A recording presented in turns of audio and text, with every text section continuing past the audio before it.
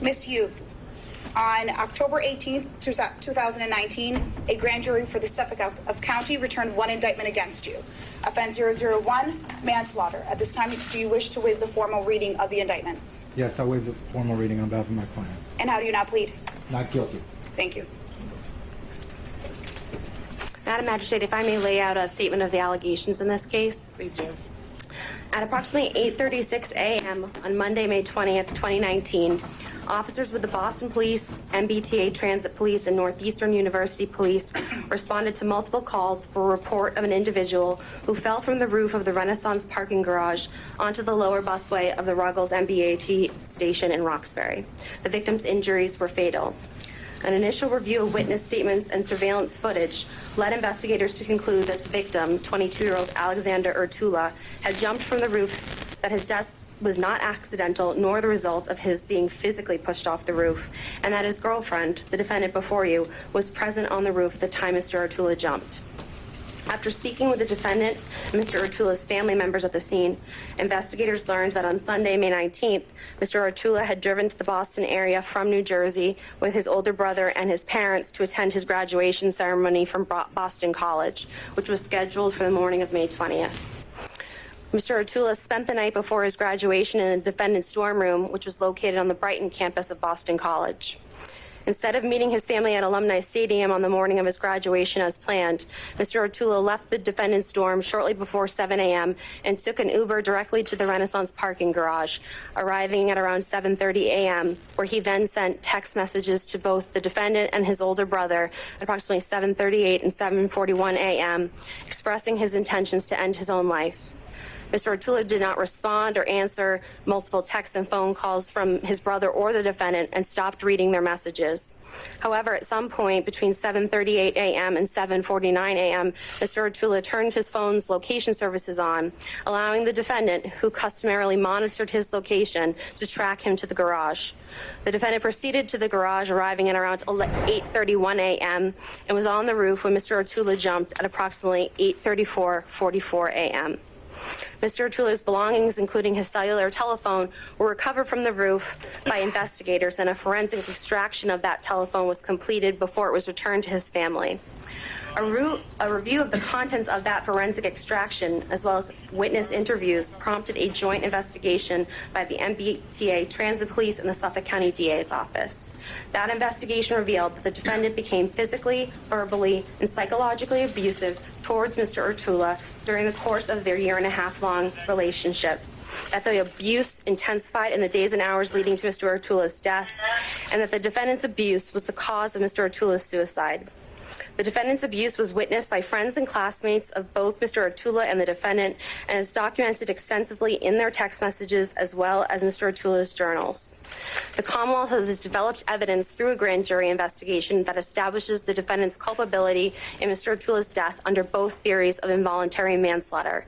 The first theory, that the defendant consistent and repeated psychological abuse was wanton and reckless and overwhelms Mr. Urtula's will to live.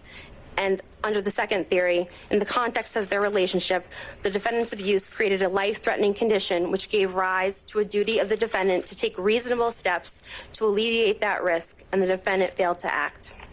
With respect to that first theory, family and friends who knew Mr. Urtula prior to his relationship with the defendant described him as driven, strong-willed, and a leader with no history of mental health problems. The defendant, Mr. Urtula, began dating sometime in late 2017 and early 2018 after meeting through the Philippine Society of Boston College, otherwise known as PSBC, a student-run organization dedicated to fostering Filipino culture on campus. In the late summer, early fall of 2018, the defendant became abusive towards Mr. Urtula after discovering that he had not been truthful about continuing to communicate and socialize with an ex-girlfriend, a fellow Boston College classmate.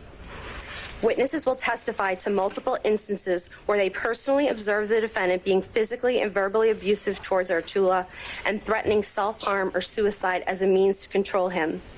As one witness related, "You would text Urtula or say that she was going to harm herself to make sure she pulled him away. Ortula would suddenly leave every time we were out at a party or a bar, saying he had to go with a very concerned look on his face. And very often he would say that Inyoung's trying to hurt herself, that he has to leave the party. Inyoung would send underclassmen or people to try to take Alex away from us. Significantly, one of these incidents took place at the same parking garage where Mr. Ortula ultimately took his own life, and another took place at a parking garage on Boston College's main campus where BC campus police were called to respond.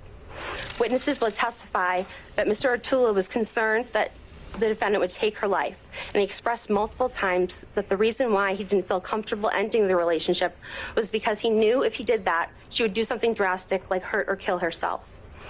Quote, Alex felt trapped, like he had no option but to stay with her because her life was literally in his hands. Friends tried to intervene and suggest to Mr. Ortula the defendant needed professional help. In early December, Mr. Ortula acquiesced and texted two friends in a group message saying, "I'm worried, I need help, I can't do this alone." However, when one of his friends contacted the campus health center's emergency services hotline about the defendant, they were told that there was, quote, no imminent danger.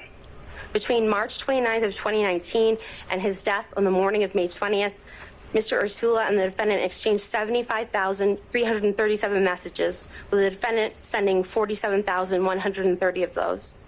The breakdown of those text messages per day is staggering and reveals a cyclical pattern wherein a huge quarrel led to an exchange of thousands of messages, followed by a day or two of calm and an exchange of only a few hundred messages.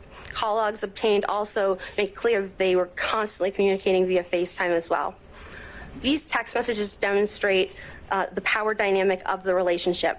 Both the defendant and Mr. Ortula discussed how the defendant owned Ortula, how he was her slave, and how Mr. Ortula ceded his autonomy to the defendant as a condition of the relationship. For example, Mr. Ortula wrote, "You own me, all of me, only you. You have complete control of me emotionally and physically, and you dictate my happiness. You owning all of me includes everything, what I think, what I feel. You own all of that, all of my history, everything. Anything you want, I want to give it to you. Your happiness is my only priority." By March of 2019, the defendant succeeded in isolating Mr. Ortula from all his friends from Boston College, individuals who she viewed as a threat to their relationship. She required Mr. Ortula to block their phone numbers and block them on social media, and to also send her screenshots and screen recordings of his blocked call list and text messaging history to prove he was not communicating with them.